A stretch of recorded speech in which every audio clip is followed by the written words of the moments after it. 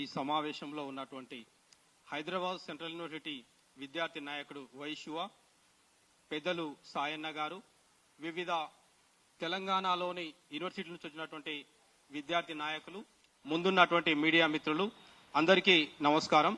నా పేరు డాక్టర్ పెబ్బేటి మల్లికార్జున్. ప్రపంచంలో చరిత్ర గమనంలో ఒక దేశం కానీ రాష్ట్రం కానీ ఒక మానవీయమైనటువంటి సమాజాలు కానీ వీరుల త్యాగాల పునాదులపై ఏర్పడ్డాయి. మీరు ప్రపంచవ్యాప్తంగా ఎక్కడ తీసుకున్నా సరే ఇవాళ ప్రపంచం ఇంత అభివృద్ధికరంగా ఇంత మానవీయంగా ఉందంటే తప్పకుండా ఒక్కొక్క కాలంలో ఒక్కొక్క ప్రాంతంలో వీరుల యొక్క త్యాగాలు అనేటటువంటివి ఉన్నాయి. మీరు ప్రపంచంలో జరిగినటువంటి రష్యా విప్లవం కానీ, చైనా విప్లవం కానీ, అమెరికా స్వాతంత్ర పోరాటం కానీ, ఫ్రెంచి విప్లవం కానీ, లేకపోతే ఆఫ్రికా కంట్రీకి సంబంధించినటువంటి ఉద్యమాలు కానీ ఇవి చూసుకోండి.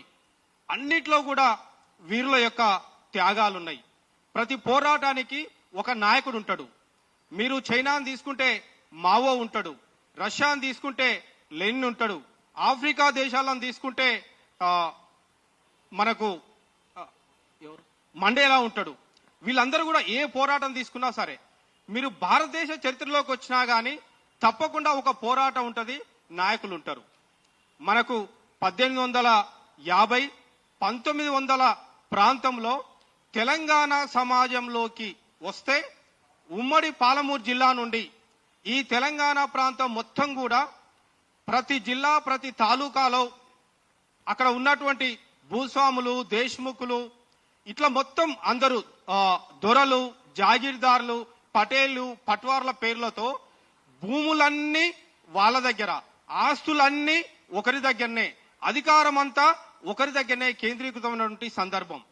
ఆ సందర్భంలో వీళ్లకు వ్యతిరేకంగా ఉన్నటువంటి బానిసలుగా ఉన్నటువంటి ప్రజలు ఒకవైపు, పూర్తిగా ఫ్యూడలిజంతో ఉన్నటువంటి అధికారం ఒకవైపు, బానిసత్వంలో ఉన్నటువంటి ప్రజలు ఒకవైపు.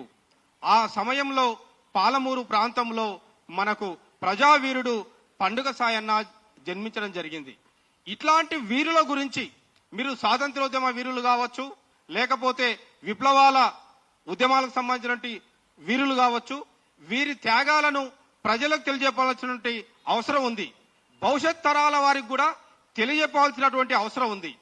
దానికి ఒక ప్రధానమైనటువంటి వాహిక సినిమా. సినిమాకు మించినటువంటి మాధ్యమం లేదు. చాలా శక్తివంతమైనటువంటిది సినిమా మాధ్యమం.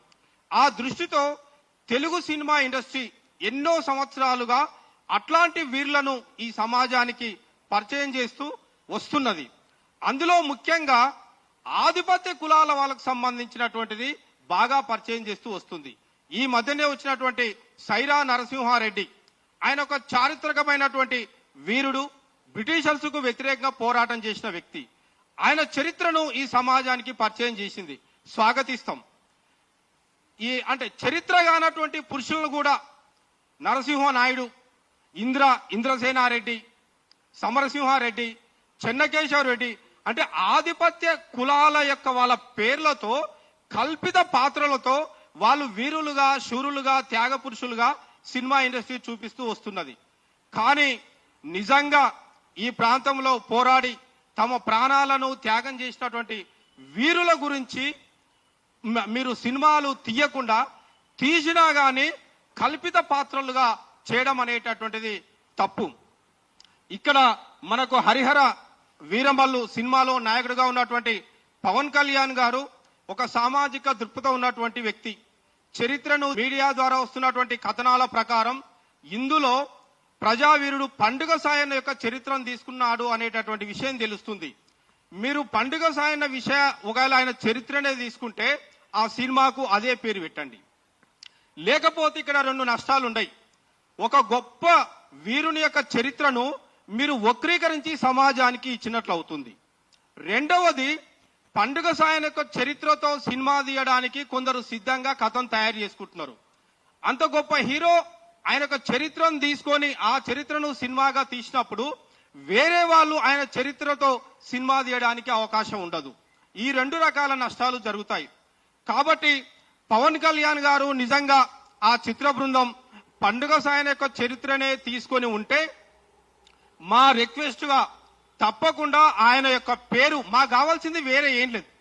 పండుగ సాయన యొక్క చరిత్రను మీరు తీసుకుంటే ఆ సినిమాకు ఆ పేరు పెట్టండి, మేము వస్తాం, ఆ సినిమాను చూస్తాం, విజయవంతం చేస్తాం. కానీ నిజంగా ఆయన చరిత్రను తీసుకొని మీరు ఆ పేరు పెట్టకపోతే మాత్రం సినిమా రిలీజ్ అయిన తర్వాత కూడా దాన్ని ఆపేటటువంటి ఉద్యమాలు జరుగుతాయి. కాబట్టి పవన్ కళ్యాణ్ గారు అన్ని రకాలుగా ఆలోచించేటటువంటి సమర్థులని మేము భావిస్తున్నాం. ఈ బహుజనుల గురించి ఆలోచించేటటువంటి వ్యక్తి అని మేము భావిస్తున్నాం. దయచేసి ఈ విషయాన్ని పరిశీలించవలసిందిగా వారికి విన్నవిస్తున్నాం. ధన్యవాదాలు సార్ అందరికీ.